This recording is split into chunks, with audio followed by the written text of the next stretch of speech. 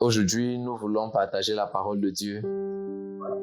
Nous sommes toujours dans la fidélité. Nous voulons parler toujours de cette même fidélité que nous avons commencé à parler depuis un moment. Je rappelle ici que l'objectif de l'enseignement, c'est de bâtir une relation avec Dieu. Alléluia. Et dans cette relation-là, nous avons vu plein de choses. Nous avons vu les outils pour bâtir une relation avec Dieu. Le premier outil que nous avons vu, c'est la communication. Amen.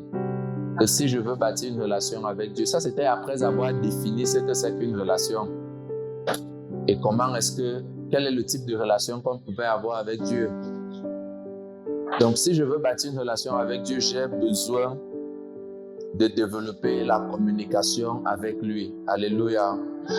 Et dans cette communication, je dois parler à Dieu et Dieu aussi doit me parler. Donc, si Dieu doit me parler, ça veut dire que je dois l'écouter, n'est-ce pas? Je dois être capable d'écouter sa voix. Amen. Et nous avons appris comment est-ce qu'on pouvait écouter la voix de Dieu, comment est-ce qu'on pouvait la discerner. Nous avons ensuite commencé à parler du second outil. Le second outil pour développer une relation avec Dieu dans notre série, c'est la fidélité. Amen. Donc, pour pouvoir avoir une relation avec Dieu, on doit développer la fidélité.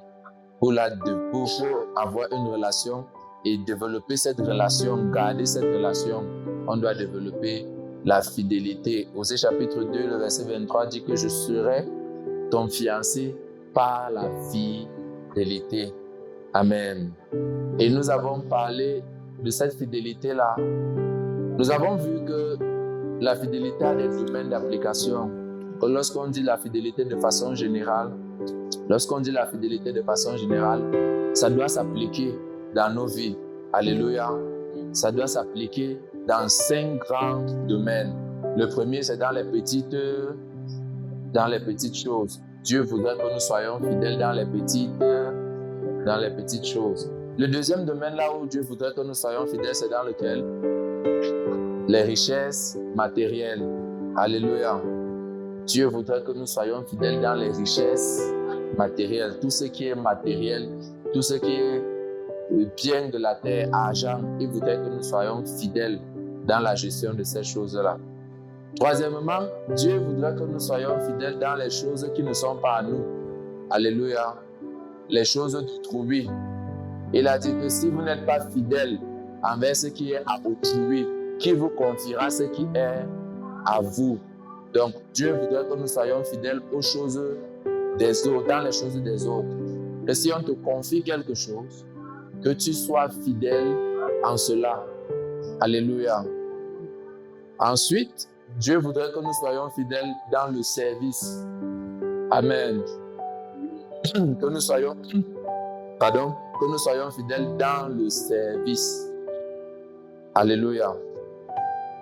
Chacun ici, nous sommes appelés à servir Dieu. Amen. Et dans ce service, ça ne doit pas être un service aléatoire. Ça veut dire que je ne dois pas faire aujourd'hui et je ne fais pas demain. Ou je ne dois pas faire aujourd'hui, j'attends encore 5 ans avant de faire. Non, ça doit être un service qui est fait de façon fidèle, programmé, préparé, organisé dans ton agenda. Tu sers Dieu de façon fidèle. Ensuite, le dernier aspect dans lequel Dieu voudrait que nous soyons fidèles, c'est dans la mise en pratique de sa parole. Que médite ce livre jour et nuit pour faire comment? Pour agir fidèlement. Alléluia. Donc, fidèlement en fonction de ce que j'ai lu, je dois agir fidèlement. Amen. Ça, c'est le bref résumé de ce que nous avons vu dans la fidélité jusqu'ici. Et cette partie-là, c'était intitulé « La fidélité selon Dieu ». Alléluia. Aujourd'hui, je voudrais que nous parlons toujours de la fidélité. Mais je voudrais que nous parlons de la fidélité envers Dieu. Alléluia. Je vous ai dit que l'objectif de cet enseignement, c'est que nous développons une relation avec Dieu. Un lien entre Dieu et nous. Une communication profonde, un rapprochement profond entre Dieu et nous. Amen. Et pour que ce soit possible, il faudrait que nous développions la fidélité envers Dieu. Amen. Donc, la fidélité selon Dieu, c'est la nature de Dieu, sa fidélité qui est en nous et qu'il nous donne d'exercer dans toutes les choses qu'on fait, n'est-ce pas? Mais maintenant, cette même fidélité qu'il nous donne, sa nature qu'il met en nous, Dieu voudrait que nous utilisions également cette nature envers lui-même. Alléluia. Que nous soyons fidèles envers lui également. Je voudrais que nous lisions Psaume chapitre 37, le verset 28, et ce sera notre premier passage. Aujourd'hui, nous allons beaucoup lire les Écritures. Psaume chapitre 37, le verset 28. Psaume 37, le verset 28. Il est écrit: car l'Éternel aime la justice et il n'abandonne pas ses fidèles. Car, Ils sont regarde, ils s'arrêtent, mais la propriété des méchants est de trancher. Alléluia. Amen. Car l'Éternel aime la justice et il n'abandonne pas qui? Il n'abandonne pas qui? Ses fidèles. Alléluia. Et la Bible continue en disant qu'ils n'abandonnent pas, ils sont toujours sous sa garde. Les fidèles de Dieu là sont toujours sous sa garde. Ça veut dire qu'il veille sur eux. Alléluia. Mais la postérité des méchants est retranchée. La Bible dit que Dieu a des personnes qui sont les fidèles de Dieu. On y est.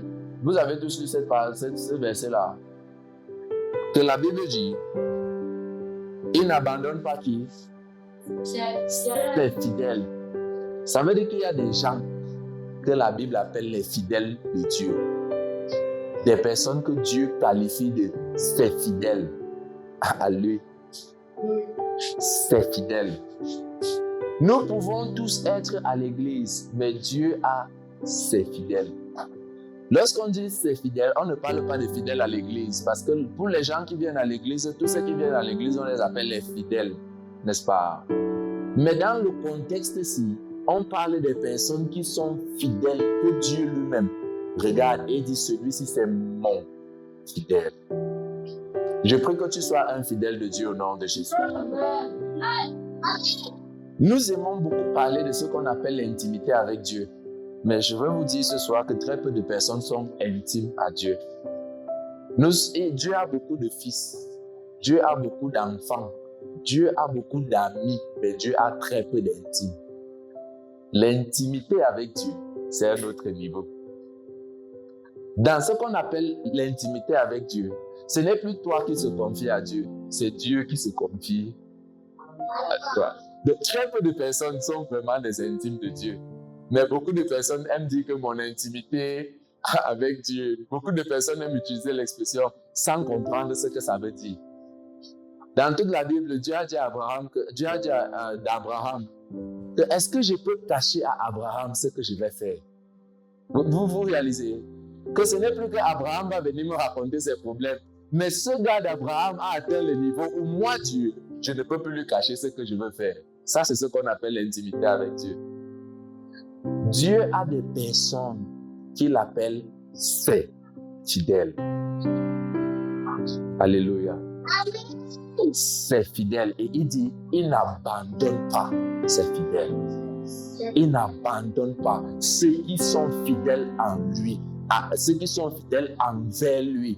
Donc, la fidélité n'est pas seulement une question d'avoir la nature de Dieu pour exercer sur la terre. Mais la fidélité, c'est également exercer ce que Dieu nous a donné pour lui-même. Amen. Que Dieu reste et il dit non. Kaline, c'est ma fidèle. Ce n'est pas la fidèle du pasteur Gamaliel. Alléluia. C'est ma fidèle. Que Dieu reste et dit, Élisée, c'est mon fidèle. Alléluia. C'est mon fidèle. Dieu a ses fidèles. Je prie que tu sois un fidèle de Dieu au nom de Jésus. Amen. Je prie que Dieu te regarde et qu'il dise que celui-ci, c'est mon fidèle. Parce qu'il y a des promesses qui sont attachées à ça. Et dit que Dieu n'abandonne pas ses fidèles. Qu'ils sont toujours sous sa garde. Ils sont toujours sous sa protection. Le sens de fidèle ici, c'est le sens de ses intimes. Des personnes qui lui sont tellement fidèles, tellement attachées, tellement proches, que ce n'est plus eux qui se qualifient de fidèles de Dieu. C'est Dieu qui dit que celui-ci, il est mon fidèle. Alléluia. Donc, la Bible nous dit que Dieu a ses fidèles. Il y a des personnes sur la terre qui sont des fidèles de Dieu. Je vous ai pris l'exemple d'Abraham, n'est-ce pas? Lorsqu'un homme devient un fidèle de Dieu, c'est maintenant, vous savez, notre prière est différente de la prière de ces gens-là.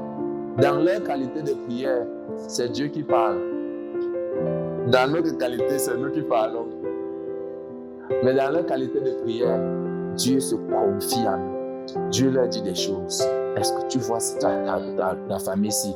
Voici ce que je vais faire avec tes enfants. Voilà ce que je vais faire. Ce sont les fidèles de Dieu. Les fidèles de Dieu, ce sont des personnes qui sont prêtes à mourir pour Dieu. Les fidèles de Dieu, ce sont des personnes qui sont prêtes à donner tout ce qu'ils ont, rien que pour Dieu. La Bible parle dans Job chapitre 2, le verset 9. Job chapitre 2, le verset 9. La Bible parle de Job, un homme. Et dans le livre de Job chapitre 1, vous connaissez, il a commencé à avoir beaucoup de soucis, beaucoup de problèmes. Dans Job chapitre 2, verset 9, la femme de Job va lui faire une proposition. On peut lire ça.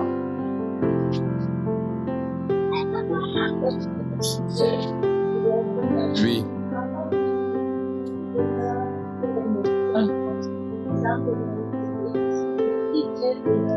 Vous entendez ça?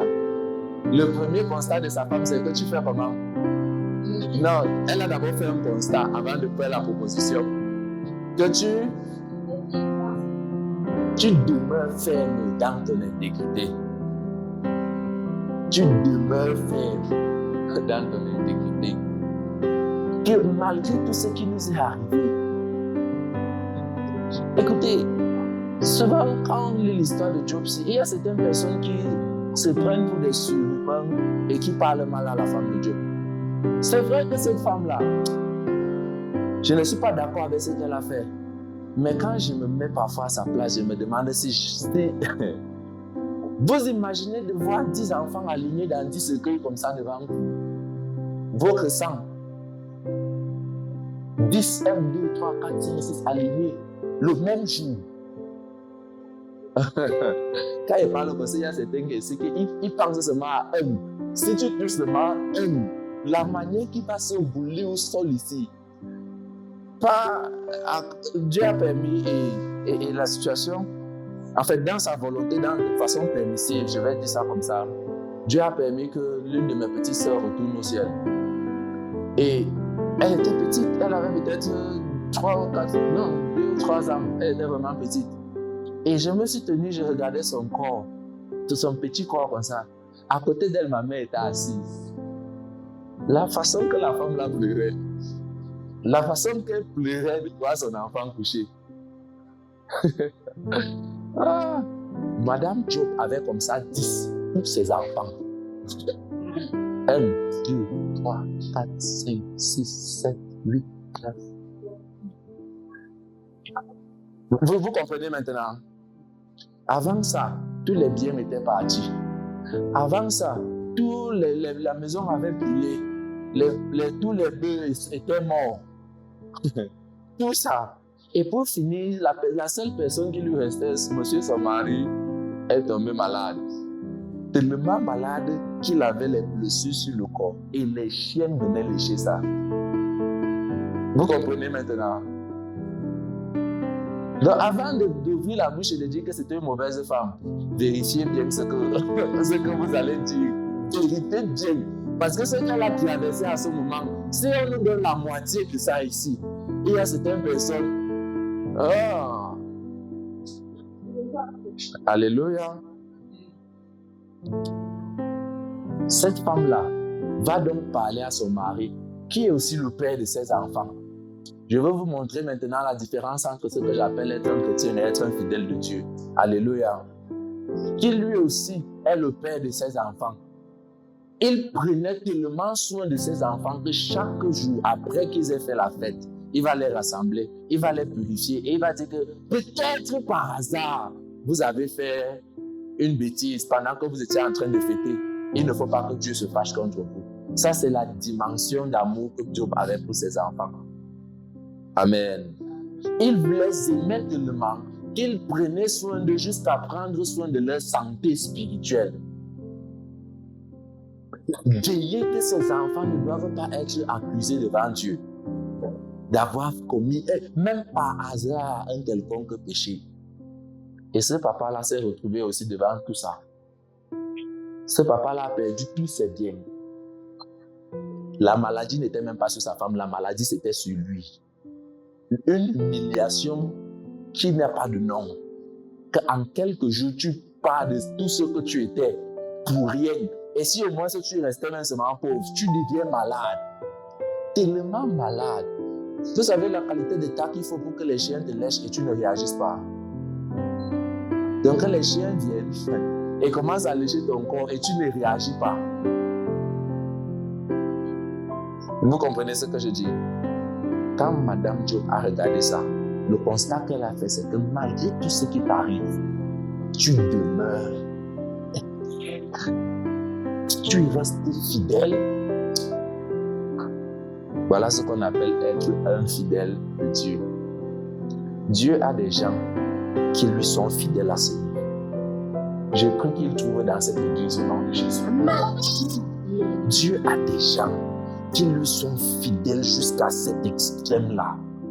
Que peu importe comment difficile devient la situation, il reste fidèle à Dieu. Amen. Donc, Dieu a ses fidèles. Je prie que tu sois un au nom de Jésus. Nous ne sommes pas seulement appelés à développer la fidélité envers les choses. Nous allons voir ça tout à l'heure. Envers les biens, envers comme une sagesse. Mais la fidélité envers Dieu doit être l'essence de notre relation envers Dieu. Ça doit être le moteur d'être tellement fidèle à Dieu que même si la situation va à quel niveau.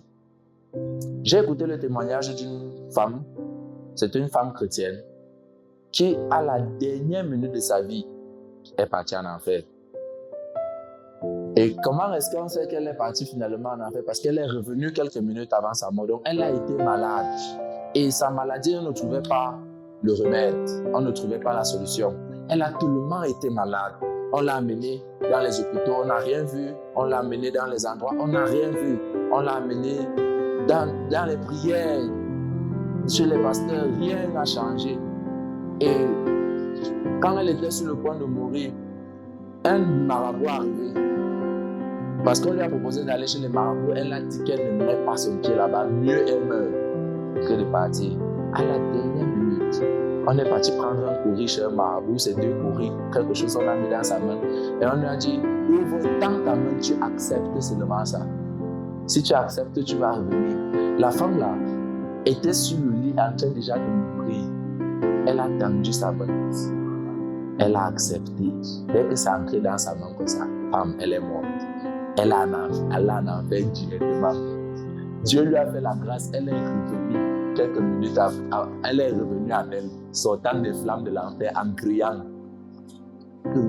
Ça chauffe. Amen. Et à la fin de sa vie, après avoir résisté toute sa vie, elle a perdu sa fidélité. Elle s'est un peu évanouie.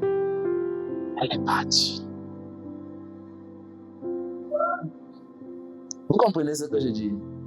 Dieu n'a pas prévu que notre relation avec lui ait une certaine interruption. Il veut que le genre de fidélité qu'on a pour faire la sagesse des choses soit le genre qu'on applique quand ça concerne Dieu. Que nous lui soyons tellement fidèles jusqu'au bout. Alléluia. La Bible dit que celui qui persévérera jusqu'à la fin sera sauvé. Amen. Donc, Dieu a des personnes qui ont choisi, qui ont décidé de lui être fidèles jusqu'à ce niveau-là. Jusqu'à ce niveau, jusqu'à cet extrême. Que peu importe comment ça va aller, moi, j'ai choisi Dieu et je reste avec Dieu. Si ma vie c'est le prix, mieux ça part. Mais je vais rester avec Dieu. Dieu a de telles personnes.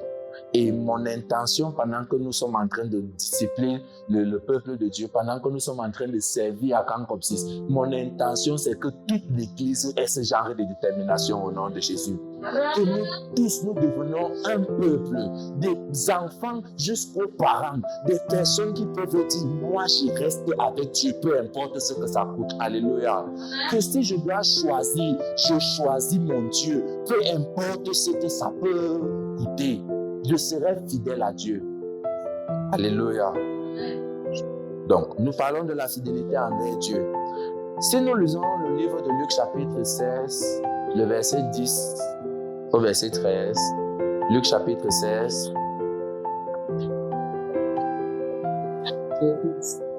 Luc chapitre 16, à partir du verset 10 au verset 13,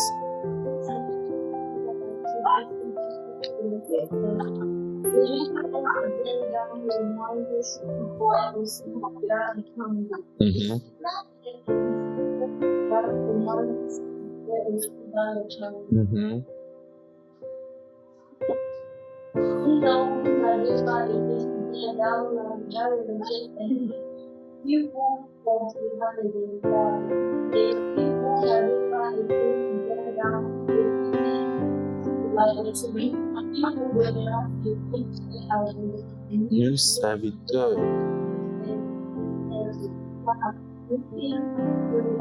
haïra l'un,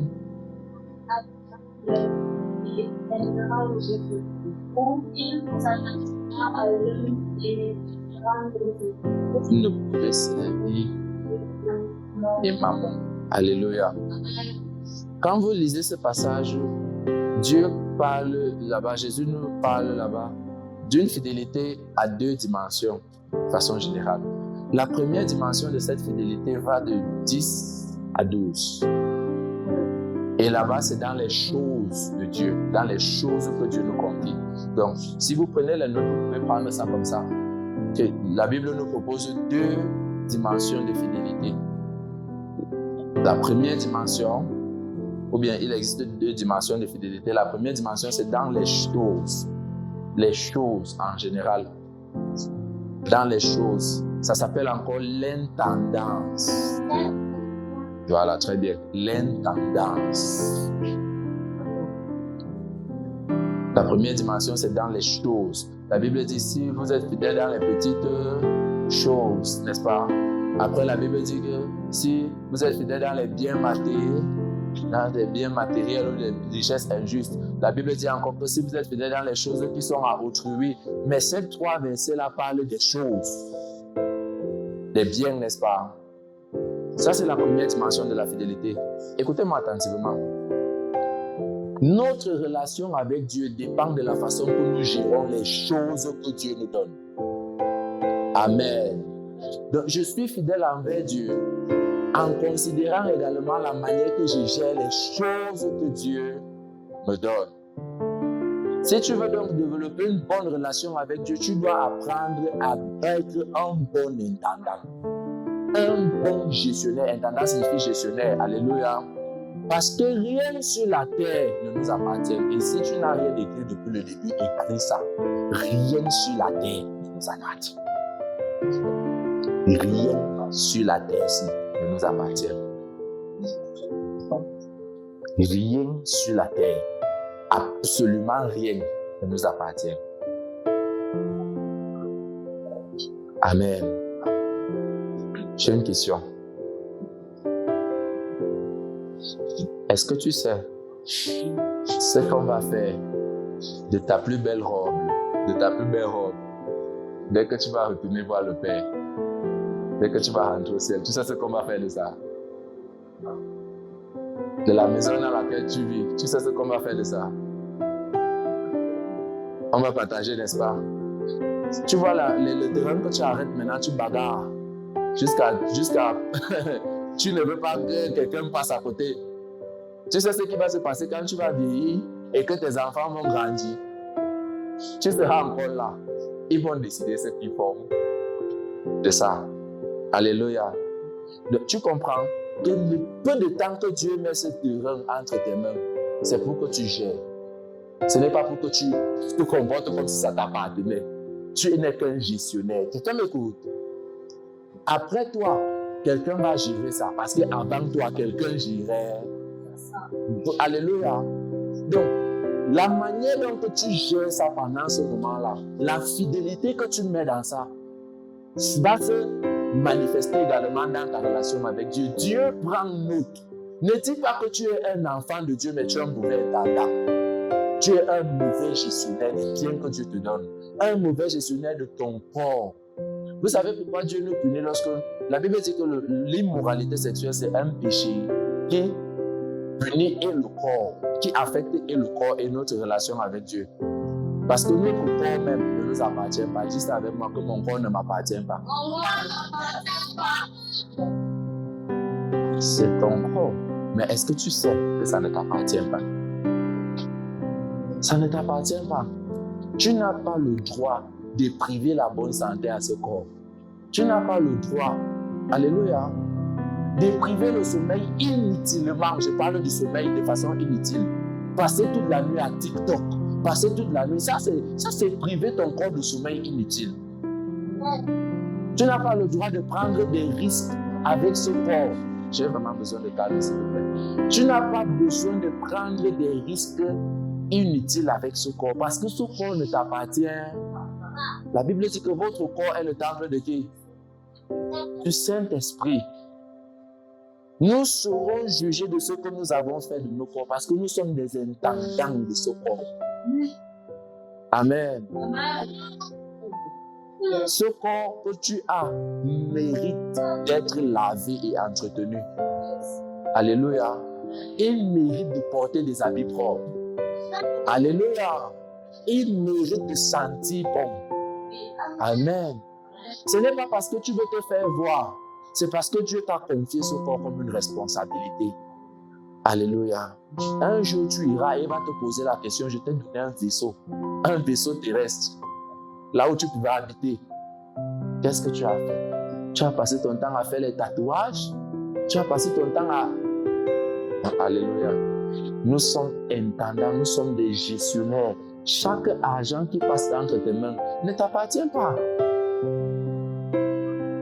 Amen. Peu importe le montant. Tu connais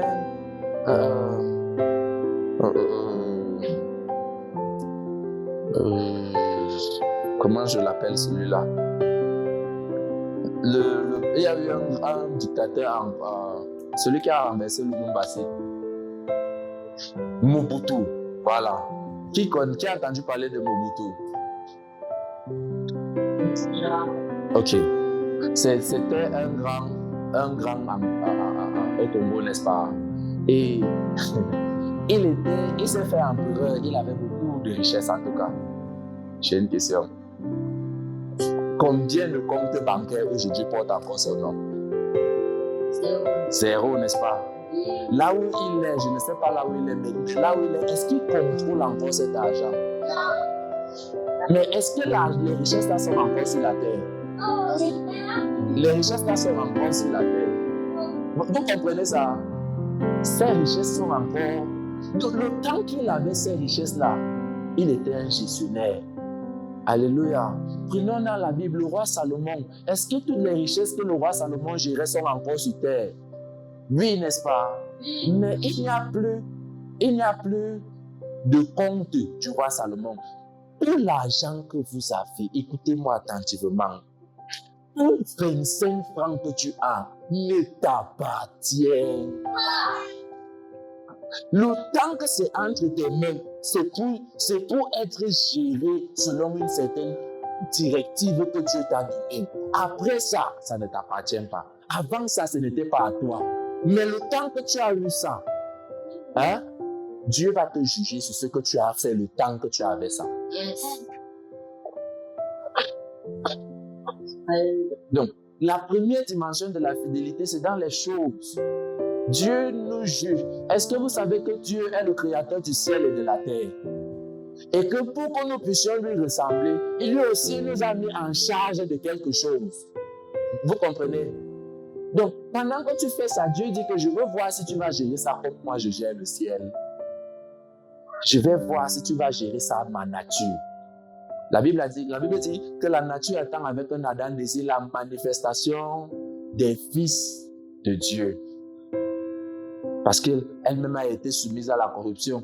Chaque argent que tu as, je prends seulement le cas de l'argent, mais ce n'est pas seulement le cas de l'argent.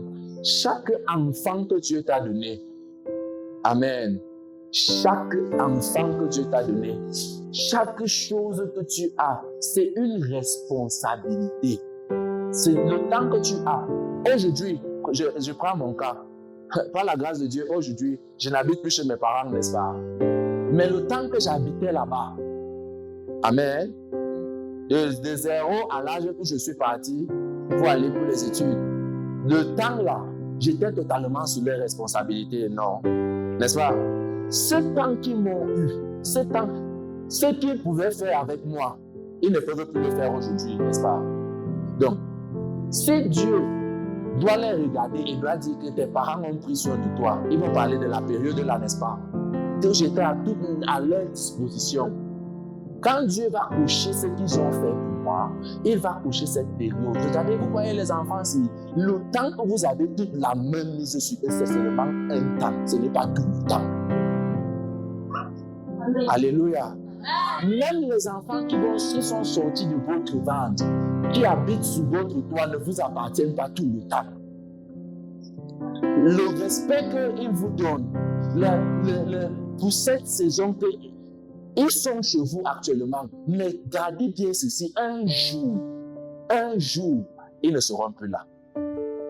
Yes. Ils vont rester vos enfants, mais vous n'aurez plus la même mise que vous avez sur eux. Donc, le moment que vous pouvez gérer leur vie, le moment que vous pouvez mettre quelque chose ou enlever quelque chose, c'est maintenant. Donc, vous comprenez ce que je dis? C'est maintenant que vous pouvez décider d'injecter une connaissance, de mettre une nature ou d'enlever quelque chose à l'intérieur d'eux. C'est ce moment-là. Ce moment-là s'appelle le moment d'intendance. Vous êtes des intendants. Après ça, il n'y aura plus cette opportunité. Alléluia. Donc, nous ne sommes que des intendants sur tout ce que nous avons. Et Dieu va nous regarder par rapport à ça. Est-ce qu'on se comprend? Est-ce qu'on se comprend?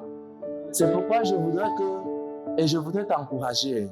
Si tu as une quelconque rancune, une quelconque douleur, quelque chose dans ton cœur par rapport, enlève ça dans ton cœur.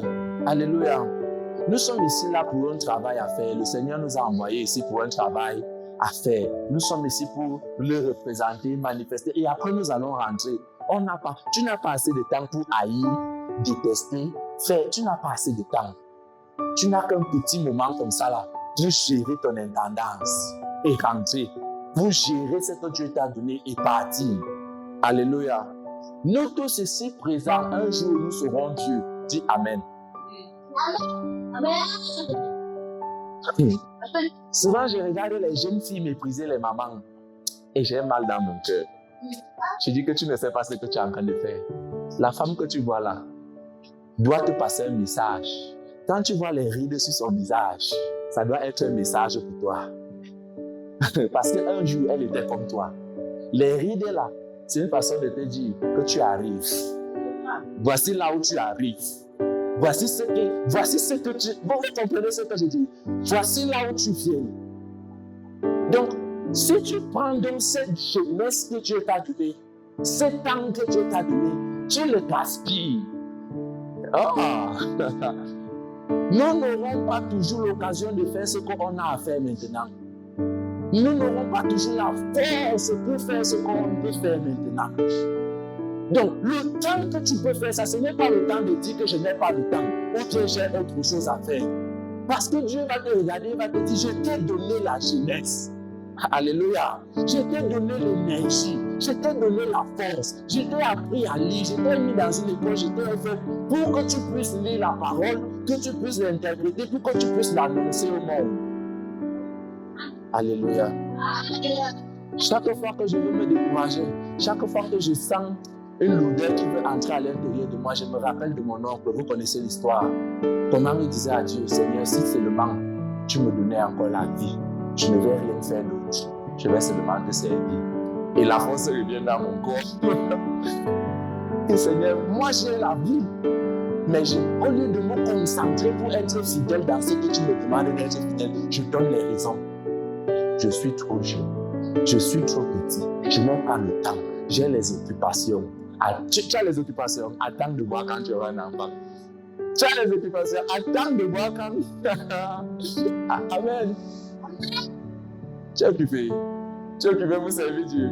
Attends de voir. Amen. Qu'est-ce que je suis en train de dire? Nous n'avons absolument rien sur la terre. Même le temps qu'on a, on n'a pas le temps.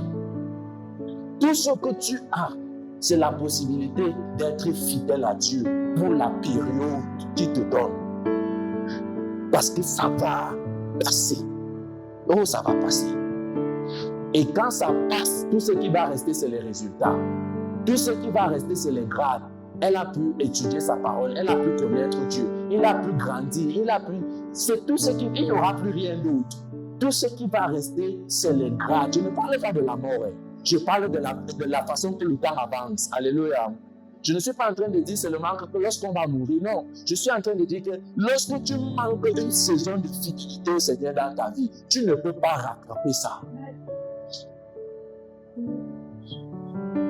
Amen. Aujourd'hui, on donne les conseils. Il faut servir Dieu. Il faut servir Dieu. Mon enfant, sert Dieu. Demain, c'est la vie qui va te conseiller. On apprend de deux façons. La première façon, c'est par instruction. Ça veut dire qu'on te donne une instruction, n'est-ce pas? La deuxième façon, c'est par correction. L'apprentissage par correction, ça s'appelle la cicatrice. La cicatrice. Quand la vie t'a corrigé, non. Il y a deux bons conseillers, deux qualités de bons conseillers. Les gens qui ont bien réussi et les gens qui ont bien échoué.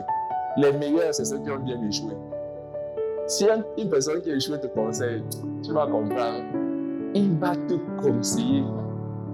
Pourquoi? Parce qu'il a appris la leçon à ses dépens. Enfant de Dieu, écoute-moi. La fidélité au Seigneur, la fidélité dans les choses que Dieu nous donne, c'est la raison pour laquelle Dieu nous a mis sur terre. Parce que rien ne nous appartient. Tout ce avec quoi nous allons partir, c'est une note. La note là, il n'y a que deux choses dedans. Bon et fidèle serviteur. C'est tout. Donc quand tu vas te présenter devant Dieu, tu vas lui présenter un bulletin. Et il regarde deux choses dedans. Est-ce que tu étais un bon serviteur? Il coche. Est-ce que tu as été un fidèle serviteur? Je prie que Dieu t'accorde la fidélité au nom de Jésus. Amen. Alléluia. Que Dieu t'accorde cette fidélité au nom de Jésus. La deuxième dimension de la fidélité, c'est la fidélité envers Dieu. La première, c'est dans les choses. Ça s'appelle l'intendance. La deuxième dimension, c'est la fidélité envers Dieu. Et ça s'appelle la loyauté. Donc, la première, vous vous rappelez, on avait déjà noté, n'est-ce pas? La première, c'était la fidélité dans les choses, n'est-ce pas? Ou encore l'intendance. La deuxième, c'est la fidélité envers Dieu lui-même. Et ça s'appelle la loyauté. C'est de ça que j'aimerais qu'on parle pour le peu de temps qu'on aura. La loyauté. Amen. Dans Luc chapitre 16, le verset 13, la Bible dit quelque chose d'intéressant. La Bible dit, nul serviteur ne peut servir deux maîtres, car ou il haïra l'un, et aimera l'autre, ou il s'attachera à l'un et méprisera l'autre. Et Jésus comprit en disant que vous ne pouvez pas servir Dieu et Mammon. Amen. Vous ne pouvez pas. Vous ne pouvez pas servir Dieu et Mammon. C'est impossible. Vous ne pouvez servir que un seul maître. La loyauté, c'est la dimension de la fidélité qu'on a envers Dieu. Alléluia. Lorsqu'on est fidèle envers Dieu, on n'est pas fidèle envers Dieu. Vous vous rappelez, la fidélité de Dieu, ce n'est pas une transaction. Alléluia. Donc, lorsque Dieu parle de fidélité, il ne parle pas de transaction. Que je te suis fidèle parce que tu me fais. Ou je te suis fidèle parce que la Bible dit que même quand nous sommes infidèles, Dieu, lui, demeure fidèle parce qu'il ne peut pas se renier lui-même. C'est sa nature. Donc la fidélité de Dieu, ce n'est pas que je suis fidèle à Dieu parce qu'il me fait ceci. Je suis fidèle à Dieu parce que c'est ma nature. Donc, ce qu'on appelle fidélité envers Dieu, c'est sensiblement ce que le français appelle loyauté. La loyauté, c'est un engagement total envers quelqu'un.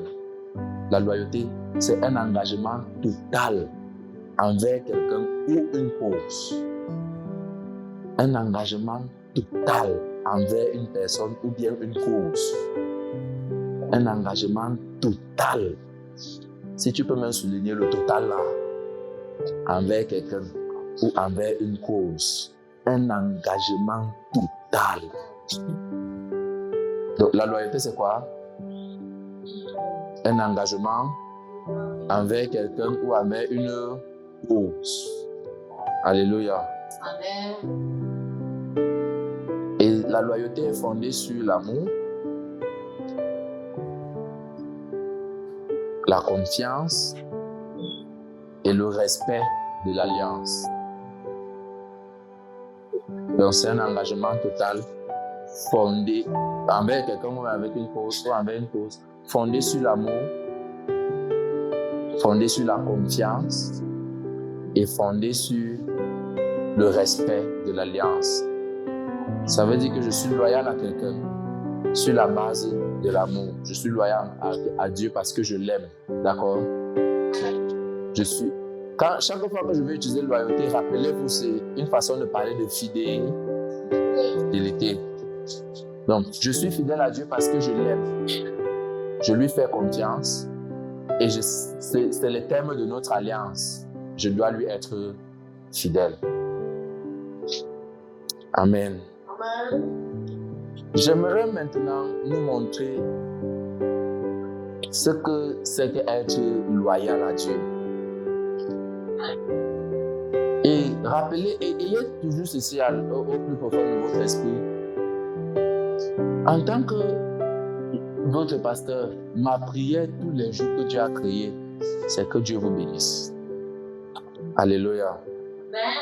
Mon désir, c'est de voir chacun ici prospère. Amen. Et si possible, je veux vivre cette prospérité. Je ne veux pas le témoignage que... Parce que quand tu étais là, tu priais, voici ça. Non, je veux vivre ça. Amen. Je veux que ça se passe pendant que je suis présent. De voir des choses se réaliser, des vies changer totalement. Ça, c'est mon désir. Mais j'ai un désir qui est supérieur à ça. Le désir qui est supérieur à ça, c'est qu'aucun d'entre vous ne se perde à cause de l'argent. Que la bénédiction n'arrache personne à cause de... Que ça n'arrache personne de Dieu au nom de Jésus. Alléluia. Ça, c'est mon plus grand désir. Que ni le mal, ni le bien, que rien ne vous arrache de Dieu. Amen. Allons dans Luc chapitre 4. Et je voudrais nous montrer ce que ça signifie d'être loyal. Luc chapitre 4. Le verset 1 dit: Jésus, rempli du Saint-Esprit, revint du Jourdain et fut conduit par l'Esprit dans le désert. On est ensemble jusque-là. Luc chapitre 4, ça c'est le verset 1. Que Jésus, rempli du Saint-Esprit, fut conduit dans le désert. Alléluia.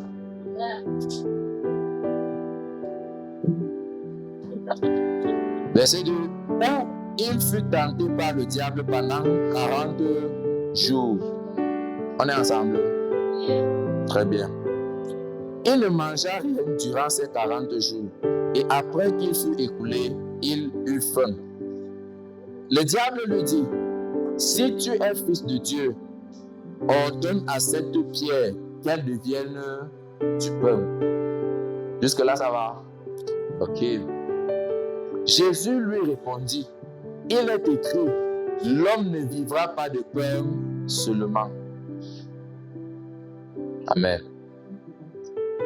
Le diable l'ayant élevé, lui montra en un instant tous les royaumes de la terre et lui dit, je te donnerai toute cette puissance et la gloire de ces royaumes, car elle m'a été donnée, je la donne à qui je veux. Si donc tu te prosternes devant moi, elle sera toute à toi. Jésus lui répondit, il est écrit, tu adoreras le Seigneur, ton Dieu, et tu le serviras lui seul.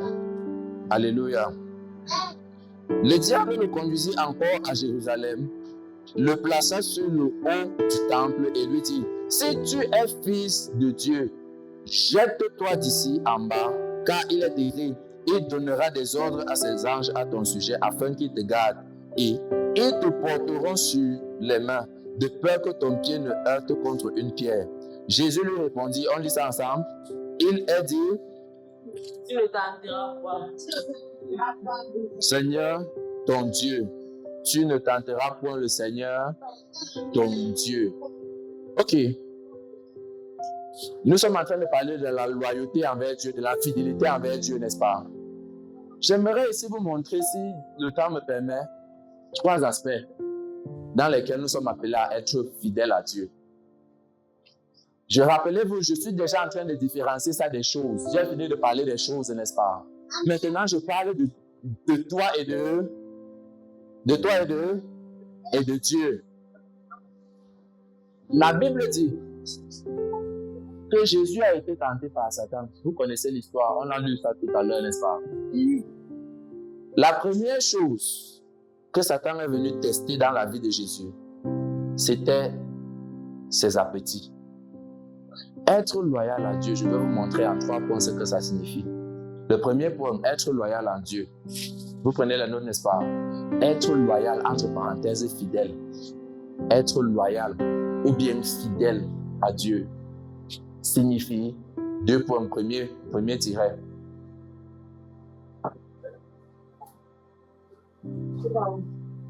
Être loyal ou, entre parenthèses, fidèle à Dieu signifie, premier tiret, mettre Dieu au-dessus de ses appétits. Mettre Dieu au-dessus de nos appétits. Alléluia. Que ma fidélité à Dieu signifie que Dieu est plus important que mes appétits. Et il y a beaucoup de leçons dans l'histoire de la tentation, mais je veux utiliser ça aujourd'hui pour la loyauté, pour la fidélité. Jésus dit à Satan qu'il est écrit, l'homme ne vivra pas de pain. La personne qui parle là a faim. Alléluia. La personne qui est en train de dire la phrase là a comment? Il a faim. Donc ce n'est pas qu'il est rassasié. Deuxièmement, la personne qui est en train de dire ça peut faire ça. Il peut. Ce n'est pas qu'il ne peut pas. Hein. Jésus peut transformer les pierres là en pain. Il a faim. Il peut faire ça. Alléluia. Mais Jésus s'arrête. Et il dit, attends. Mon appétit, mes désirs ne sont pas plus importants que Dieu. Qu'est-ce que Dieu dit par rapport à ce que tu me demandes de faire là? Et il répond à Satan. Il est écrit, L'homme ne vivra pas, mais de ce qui vient, de toute parole qui vient. Ça veut dire que j'ai faim, j'ai envie, j'ai les désirs, mais ce n'est pas ce qui est plus important. Ce qui est plus important, c'est ce que Dieu pense par rapport à ça. Alléluia. Écoutez-moi attentivement. Tout sur la terre que vous voyez ici, tout péché que l'homme commet, c'est le résultat de ses envies. La Bible dit que ne dites pas que c'est Dieu qui me tente, parce que la tentation vient lorsque vous êtes amorcé et attiré par vos propres convoitises, les propres désirs. Avant que quelqu'un dise que je suis tombé dans le péché, il y avait quelque chose à l'intérieur de lui qui était la partie de ça. Amen. Amen. On n'atterrit pas sur le lit de l'adultère. On commence par un appétit pour l'adultère. Alléluia. On commence par un appétit pour ça. On n'atterrit pas en train de voler déjà. Le vol commence par un appétit. Tu veux quelque chose, tu désires quelque chose et tu commences à nourrir le désir pour quelque chose qui ne t'appartient pas. À ce moment-là, à cet instant-là, Dieu regarde. Est-ce qu'il va choisir entre moi et son appétit? Est-ce qu'il va me choisir au détriment de son appétit ou bien il va choisir son appétit plus que moi? La majeure partie des raisons pour lesquelles les enfants tombent, c'est parce que les enfants de Dieu tombent, c'est parce que nous essayons de satisfaire nos appétits. Nous essayons de satisfaire les désirs de nos cœurs. Nous essayons de satisfaire les convoitises que nous avons à l'intérieur de nous. Mais la loyauté à Dieu voudrait que lorsque j'ai un appétit, je ne suis pas en train de dire que tu ne dois plus avoir d'appétit. Alléluia. Je suis en train de dire que chaque fois qu'un appétit comme ça monte à l'intérieur de toi, à ce moment, tu as le choix de mettre Dieu au-dessus de ça. Alléluia. Ou alors de mettre ça au-dessus de Dieu. C'est là que la loyauté commence. Si tu ne peux pas résister à la tentation de changer la pierre en pain, tu vas tomber sur tout le reste. Il n'y a plus rien. Enfant de Dieu, écoutez-moi. Tout le monde qui prie en langue a encore les yeux. Vous comprenez ce que j'ai dit? Il a encore les yeux. Vous connaissez comment les gens s'habillent de nos jours, n'est-ce pas? Les filles, vous connaissez comment elles s'habillent de nos jours. Hein? Alléluia. Vous connaissez, n'est-ce pas? Vous savez que maintenant, la mode, c'est que même les hommes portent les mini, n'est-ce pas? Hey, vous ne connaissez pas. Maintenant, j'ai vu les garçons qui portent les crop tops, les swellen.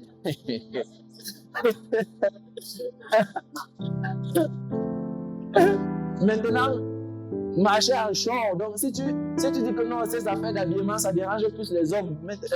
Les hommes, parce que les femmes s'habillent mal. Maintenant, même les hommes s'habillent mal et les femmes sont mal à l'aise. Vous comprenez ce que je dis? Donc, nous tous maintenant, malgré que nous prions, il y a toujours ces choses qui se passent autour de nous et qui suscitent des appétits à l'intérieur de nous. Mais la loyauté voudrait que tu dises à ces appétits que je suis trop fidèle à Dieu pour me retrouver ici. Alléluia. Dieu est plus important que ça. Dieu est plus important que mon désir ici. Il est plus important que ça. L'appétit, c'est la première chose que le diable viendra. Dès que Satan sait que tu as un désir, il va t'arrêter là-bas. Dès que Satan sait qu'il y a quelque chose dans ta vie que tu peux mettre au-dessus de ce que tu penses, il va te tenir là-bas. Yes. Pour certaines personnes, c'est leur ego, leur colère. Ne me teste pas. On ne me fait pas n'importe comment. Il a l'appétit des acclamations. Vous connaissez les genres de personnes là, qu'ils aiment être acclamés. Si tu veux quelque chose, dis-lui que, oh papa, après toi c'était toi. Avant toi c'est toi. Oh, quand je te vois, il n'y a que toi. En fait, il n'y a que toi. Quand tu commences à dire ça à son cœur, donc il y a un appétit que tu commences à nourrir à l'intérieur de lui. Hein? Quand Satan sait que c'est ce genre de choses, il va te tenir là-bas. L'orgueil naît de l'appétit, l'amour des acclamations, ça naît de ça. Et avant de réaliser, tu vas voir des gens qui sont capables de faire des choses que vous ne pouvez pas imaginer. Ça commence par un appétit. La loyauté à Dieu se prouve chaque jour. La fidélité envers Dieu se prouve chaque jour. J'ai une question, enfant de Dieu. Tu réagis comment devant tes appétits? Tu réagis comment devant les désirs qui sont à l'intérieur de toi? Il y a des personnes, dès que ces goûts commencent à se manifester, il n'y a plus de verset biblique dans sa tête. C'est là, si tu veux que Dieu s'arrête, commence à lui parler de ce qui le sucre, comme on dit au quartier, de ce qu'il aime. C'est fini. Et il y a des personnes qui sont capables de voler juste pour être bien habillées, juste pour être dans leur génération. Ils ont l'appétit d'être à la tendance. Vous comprenez ça? Ils peuvent sacrifier, ils peuvent faire des choses que tu n'as même pas aidé, juste pour être ils veulent être parmi. Ils ont l'appétit là. C'est un appétit à l'intérieur. Tu demandes ça te donne quoi? Tu ne peux pas savoir, mais c'est un appétit. Ma question, c'est que ça, quand je parle comme ça, ça ne sonne pas comme le péché, n'est-ce pas? Mais écoute, à chaque fois que cet appétit vient, Dieu va se tenir et il va regarder. Est-ce que tu vas céder ici ou bien tu vas me mettre au-dessus de ça? Est-ce que je vais être plus important? Est-ce que tu vas t'asseoir et tu vas dire, c'est vrai, oh, c'est vrai que tu es beau, c'est vrai que tu as l'argent, oh, c'est vrai que mais tu es le mari de Thierry. Et il est écrit, même dans le pire des problèmes que j'ai, même dans la situation aussi pire que ma situation puisse être, je ne vais pas entrer dans l'eau que tu me proposes là. C'est vrai que quand je te vois, moi-même, je sens même déjà comment mon cœur bat. Mais ce que Dieu dit est plus important que ce que j'ai envie. Donc, je choisis d'être fidèle à Dieu. Avant, certaines personnes sont fidèles à Dieu parce qu'on a coupé leur tête, ils sont morts en mission. Vous connaissez certaines personnes comme ça? Il était tellement fidèle à Dieu, il est parti en Afghanistan ou il est parti dans un pays, on a coupé sa tête, non. Il est mort. D'autres personnes, c'est leur part. Mais pour nous ici, avant d'arriver là, on coupe la tête. D'autres, nous sommes incapables de mettre Dieu au-dessus de leurs appétits. Tellement d'appétit pour les acclamations. Tellement d'appétit que chaque fois que quelqu'un sait qu'il veut te faire pécher, il connaît ce qu'il va utiliser dans ta vie pour que tu pêches. Il connaît. Satan va utiliser. Satan savait que si Jésus transforme la pierre en pain sans l'accord de Dieu, Jésus est en train de dire que je vais utiliser l'onction. Je vais utiliser pour satisfaire mes propres désirs. Et ça, c'est dangereux. Vous savez comment ça se manifeste? Je vais même avoir le temps. Comment ça se manifeste? Les gens qui passent leur temps devant Dieu à prier uniquement pour eux, uniquement pour ceux qui veulent, uniquement pour ceux qui désirent, ça c'est mettre tes appétits. Ça c'est même tenter d'utiliser Dieu pour satisfaire tes appétits. Et il y a un niveau de fidélité, la Bible appelle ces gens que mes fidèles. Ce sont des gens qui viennent devant Dieu et qui disent à Dieu, Seigneur, voici ce que je veux, mais pas ma volonté, ta volonté. Alléluia. La loyauté à Dieu ne se vérifie pas d'abord quand on coupe ta tête. Ça se vérifie d'abord quand tu commences à être fidèle. Le sommeil, c'est un appétit. Dis à ton voisin que le sommeil, c'est un appétit. Et il y a certains d'entre nous qui devons mettre Dieu au-dessus de notre sommeil. Dis Amen. Non, mais moi, mon sommeil, même je vais vous prier comme qui. Vous allez attendre que je finisse de dormir. Et à l'heure que j'ai fini, et Dieu reste et dit que donc, c'est sur le sommeil que ça laisse arrêter. L'appétit n'est pas forcément le péché. Vous comprenez ça? Ce n'est pas forcément quelque chose qui est mauvais, mais c'est quelque chose que tu peux mettre, que tu peux faire sans considérer ce que tu penses. Je prie que Dieu passe au-dessus de tout appétit dans ta vie au nom de Jésus. Même si tu as faim comme Jésus, Jésus a fait 40 jours sans manger. Vous imaginez 40 jours, ça fait 1 mois et 10 jours. Et quand Satan vient lui dire que tu as déjà suffisamment d'options, clique les doigts comme ça là, ça devient les pommes. Jésus lui dit, j'ai faim. Mais il est écrit, l'homme ne vivra pas. Je préfère d'abord considérer ce que Dieu pense par rapport à ça. Je préfère considérer ce que Dieu pense avant de considérer ça. La deuxième marque de la loyauté, la deuxième marque de la fidélité à Dieu. On y est. Vous prenez les notes, n'est-ce pas? La deuxième marque de la fidélité à Dieu. Ou alors, la deuxième façon par laquelle ça se manifeste, c'est en mettant Dieu au-dessus de nos ambitions.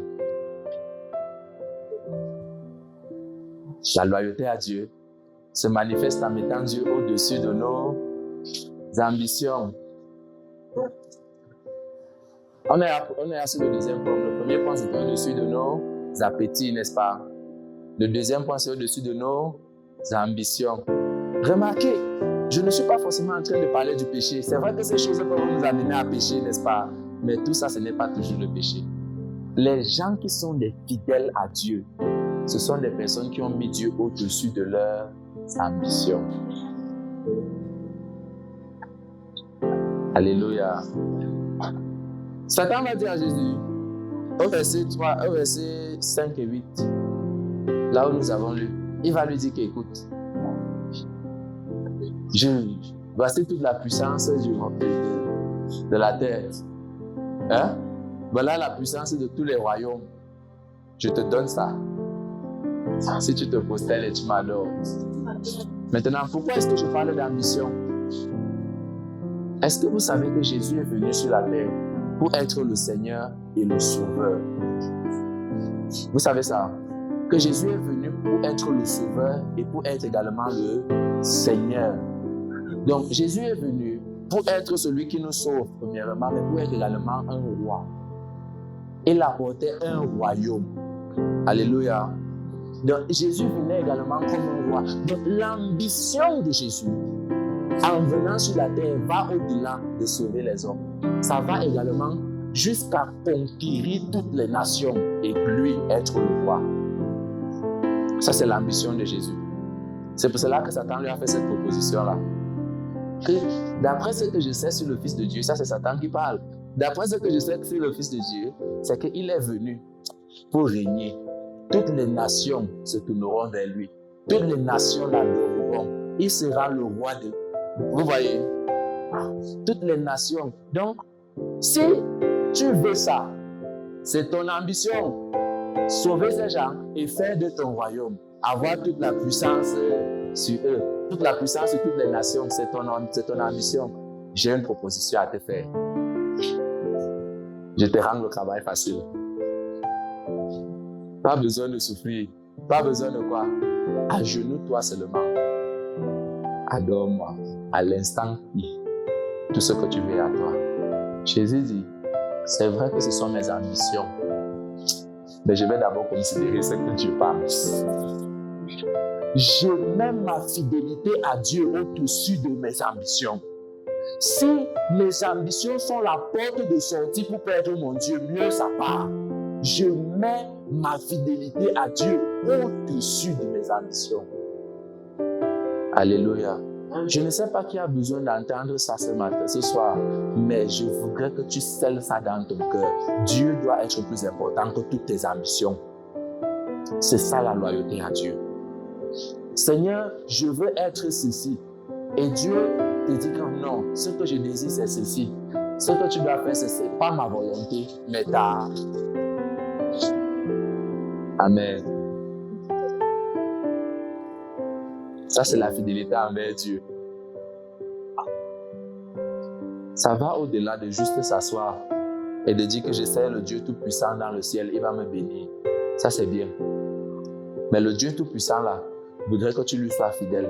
À tel point que même devant tes ambitions, tu peux dire à Dieu que Seigneur, ces ambitions-ci ne te valent pas. Je préfère arrêter ce master. Si, pour avoir ce master, il faut entrer et vous n'avez pas idée de ce que les gens font pour réussir dans la vie. Vous n'avez pas idée. Chaque jour que je viens pour recevoir les gens, chaque jour que je viens pour recevoir, je rentre toujours avec une détermination pour servir Dieu, une détermination pour chercher Dieu. Les gens traversent les choses. Alléluia. Ne regardez pas l'assemblée de Camp Obsissi. Et il y a des choses que j'entends ici dedans. Que je reste comme ça et je dis que Seigneur Jésus, seulement tu réussis. Les ambitions, et parfois même ce sont les enfants de Dieu, tu entends les choses que quelqu'un fait juste pour réussir. Les ambitions ne doivent pas te faire perdre ton Dieu au nom de Jésus.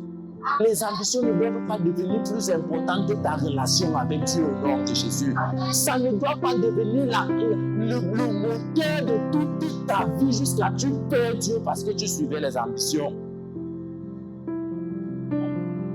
Alléluia. Non. Non. La loyauté à Dieu voudrait que même si j'ai des ambitions, dans la quête de ces ambitions, je vais selon les règles. Les règles établies par Dieu. Alléluia. Les règles établies par le Seigneur. Tu adoreras le Seigneur ton Dieu et tu le serviras lui et lui tout seul. S'il y a déjà autre chose qui réclame mon adoration au nom des ambitions parce que je veux réussir, ce n'est plus dit. Ce n'est plus dit. Je parle et je parle à tous nos jeunes, je parle à tous ceux qui sont présents, tous ceux qui écouteront ou qui écoutent ce message. Écoutez-moi attentivement. N'entrez dans rien pour pouvoir réussir. Ne mettez la main nulle part pour pouvoir réussir. N'acceptez aucun deal, aucun contrat suspect pour pouvoir réussir. Toutes les portes ne sont pas les portes de réussite. Certaines portes sont les portes de la prison. Alléluia. Pour entrer en prison, on ouvre une porte, n'est-ce pas? Donc, tu vas penser, tu vas dire que c'est Dieu qui est en train de m'ouvrir alors que tu es en train d'aller en prison. Tous les contrats, toutes les choses, toutes les propositions, tous les trucs ne sont pas acceptés. Viens, on va couper ta main, c'est seulement, on coupe seulement. Il n'y a rien dedans. Viens, on va t'amener quelque part, tu vas prononcer quelques paroles. Dès que tu fais très attention, toutes les ambitions ne sont pas à suivre. Alléluia. Tous les prix, je dois réussir à tout prix. On ne doit pas réussir à tout prix. On doit réussir avec le prix que Dieu nous donne, nous demande de payer, pas un autre prix. Alléluia. Le prix pour la réussite, c'est ce que Dieu nous demande de payer, pas autre chose. Je dois réussir, ma famille est dans la pauvreté. On doit réussir à tout prix. On doit s'en sortir. Ce n'est pas ce que Dieu t'a demandé. Et tu te retrouves en train d'entrer dans des choses parce que absolument, je dois faire absolument, absolument, absolument.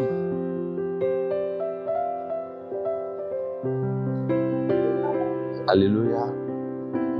Que ceci sonne dans ton cœur et que ça sonne profondément. Tu n'es pas appelé à réussir à tous les prix. Le prix que Dieu te demande, c'est un prix bien déterminé. C'est un prix bien défini. C'est un prix qui est dans la parole de Dieu. Les ambitions, non, l'année prochaine, je dois avoir déjà 2 millions. L'année prochaine, je dois déjà être ceci. Je ne peux pas servir Dieu. Le temps que vous venez à l'étude biblique, là, c'est le temps que quelqu'un peut travailler même 300 000. C'est bien. Mais cette ambition-là est en train d'arracher Dieu dans ta vie progressivement. Je ne dis pas que tu ne dois pas travailler. Je prône le travail et le travail dur. Mais si c'est déjà le travail qui enlève Dieu dans ta vie, fais attention. Fais attention. Tu es en train d'être fidèle dans les choses, mais pas d'être fidèle dans le Dieu des choses. On ne peut pas servir 2 maîtres à la fois. C'est soit tu sers Dieu, soit tu sers Mammon. Toute personne qui sert Mammon en servant Dieu sert Mammon. Toute personne qui sert Dieu en servant Mammon sert Mammon. Le seul moyen de servir Dieu, c'est de ne pas servir Mammon. Alléluia. La fidélité à Dieu doit être une question de loyauté. Où je suis loyal à Dieu. Si loyal que même mes ambitions ne m'égarent pas. Même mes ambitions ne prennent pas sa place. Même mes ambitions ne remplacent pas mon Dieu. Ne remplacent pas sa valeur dans ma vie. Ne remplacent pas. Alléluia. Les gens font les choses. Et parfois les enfants de Dieu font des choses horribles. Oh, je me suis seulement retrouvé dans le lit, je me suis seulement retrouvé. Je ne juge pas, mais parfois tu vas regarder derrière, c'était l'ambition. C'était l'ambition qui poussait la personne. J'ai seulement pris. On a... Alléluia. Donc, j'aimerais que nous arrêtons ici ce soir et j'aimerais que tu pries et que tu dises à Dieu, Seigneur, rien ne m'arrachera de ton amour. Je te serai fidèle de toutes mes forces, aussi longtemps que je peux. Mais donne-moi ta grâce. Voilà comment je veux que tu formules le sujet. Que tu dises à Dieu, Seigneur, j'ai la volonté, je m'engage à t'être fidèle, mais je demande ta grâce. Devant mes appétits. Beaucoup d'entre nous croient que la fidélité à Dieu sera testée par les choses trop compliquées. Quand tu as faim, qu'est-ce que tu deviens? Quand tu as faim, qu'est-ce que tu deviens? Qu'est-ce que tu deviens dès que tu as faim? Et il y a certaines personnes que dès qu'ils ont un peu faim, un peu seulement, fréquenter le monde universitaire avec tout l'amour et tout le respect que je peux avoir pour certaines personnes. Parfois, certaines personnes sont des prostituées à cause de la famille. Dis à Dieu, Seigneur, aide-moi. Dis à Dieu, Seigneur, aide-moi. Je veux t'être fidèle devant mes appétits, les désirs qui sont dans mon cœur, les appétits à l'intérieur de moi, les appétits à l'intérieur de moi, les appétits à l'intérieur de moi, le désir d'être grand, le désir d'être acclamé, le désir d'être connu, d'être célébré, d'être le premier, la personne la plus tendance. Tout ça, ce sont des appétits. Mais face à toutes ces choses, Papa, aide-moi à te rester loyal. Je dois te rester loyal. Je dois te rester fidèle. Je dois te rester fidèle. Je dois te mettre au-dessus de ces appétits. Au-dessus de ces appétits. Au-dessus de ces appétits. Au-dessus de ces appétits. Certaines personnes ne servent pas Dieu tout simplement parce qu'ils ne nettoient pas l'église, tout simplement parce qu'ils ne peuvent pas. Mais il y a trop le désir à eux d'être vus comme des grands. Ils ne peuvent pas faire les travaux simples. Ils ne peuvent pas faire ce qui est facile. C'est eux qui doivent prêcher. C'est eux qui doivent être devant. C'est eux qui doivent nous coordonner. C'est eux qui doivent diriger la prière. Les autres là, observez parce que lui, il est trop grand. Ça, c'est un appétit. C'est l'appétit à l'intérieur. Et c'est ça qui est la base de l'orgueil. Si cette personne pouvait dire à Dieu ce matin, ce soir, Seigneur Jésus, voici ces appétits qui sont à l'intérieur de moi. Aide-moi, je dois te rester fidèle. Je dois te rester loyal. Je dois te rester loyal. Je dois rester fidèle à Dieu. Est-ce que quelqu'un est en train de parler à Dieu? Nous sommes en train de conclure. Nous sommes en train de finir. Seigneur, je veux te rester fidèle. Je veux te rester fidèle. Je veux te rester fidèle. Le désir d'être respecté. Parfois, à la maison, la mère parle, le père parle.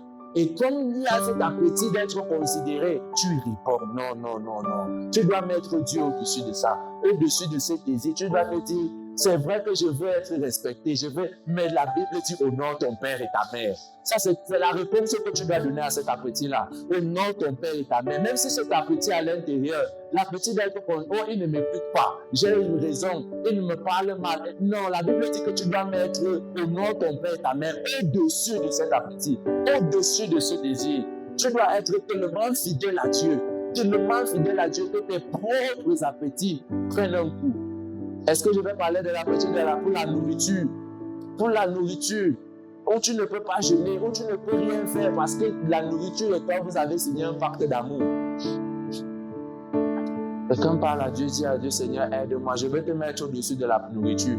Je veux te mettre au-dessus de toute forme d'appétit. Quelqu'un peut continuer à parler à Dieu et lui dire, Seigneur, au-dessus de mes ambitions, prends le dessus sur mes ambitions. Prends la domination sur mes ambitions. J'ai les ambitions, c'est vrai. Mais Seigneur, je ne vais pas laisser ces ambitions t'enlever de ma vie. Je dois te rester fidèle. S'il faut suivre ces ambitions, je vais aller selon tes règles. S'il y a un prix à payer pour ces ambitions, c'est le prix que tu vas me donner de payer. Ce n'est pas tous les prix, c'est le prix qui vient de toi. Ce n'est pas tous les prix, c'est le prix que tu me donnes. Si je dois devenir une grande personne, comme tu as dit, c'est en suivant tes règles, pas en passant par d'autres moyens. Quelqu'un doit parler à Dieu, demander l'aide ce soir. Seigneur, je dois te rester loyal. Je dois te rester fidèle. Je dois garder ma fidélité envers Dieu. Je dois garder ma fidélité envers Dieu. Je dois garder ma fidélité. Je dois devenir ton fidèle. La Bible dit que Dieu a ses fidèles. Il a ses fidèles. Il a les gens qui l'appellent ses fidèles à lui. Des personnes qui peuvent mettre tout de côté et de dire que si c'est pour lui, mieux tout part à côté. Si c'est Dieu que tu veux toucher dans ma vie, mieux tu passes de côté.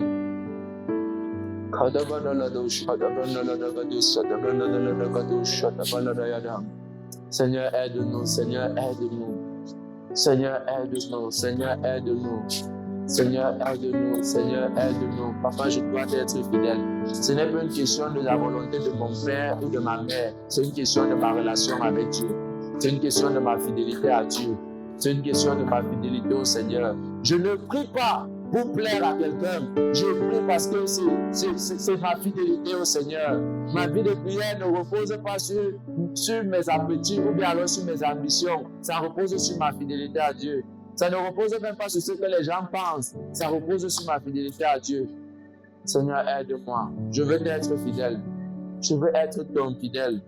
Pas seulement fidèle par rapport aux choses, mais fidèle également par rapport à toi. Être entièrement loyal à Dieu. Au nom de Jésus-Christ. Amen. J'ai une question et j'aimerais que tu médites sur cette question pendant que tu vas rentrer. Si un jour tu entendais que Jésus n'est plus le vainqueur, qu'il n'a plus gagné, et qu'actuellement il n'est même plus sur le trône, est-ce que tu aimerais encore Jésus? C'est une question que je veux que tu rentres réfléchir. On se revoit mercredi, tu me donnes ta réponse. Vous comprenez? Parce que le mercredi de la semaine prochaine, j'ai envie de pousser cet enseignement un peu plus loin. Donc, c'est comme ça que je nous donne le devoir. Si Jésus n'était plus le vainqueur, nous tous on sait que Jésus a gagné, n'est-ce pas? Et nous tous on est avec lui. Comme il a gagné, non? On est avec lui. Maintenant, si par hasard, tu entendais que Jésus n'a plus gagné, qu'il n'est plus assis sur le trône, il dit qu'il ne va pas voir, est-ce que tu serais encore derrière Jésus? Ça, c'est la question pour la semaine prochaine. Alléluia. Amen. Donc, c'est la question, je nous invite à méditer dessus. La semaine prochaine, chacun va me donner sa réponse. Je veux pousser cet enseignement très loin. Yes. Alléluia. Que le Seigneur nous bénisse abondamment.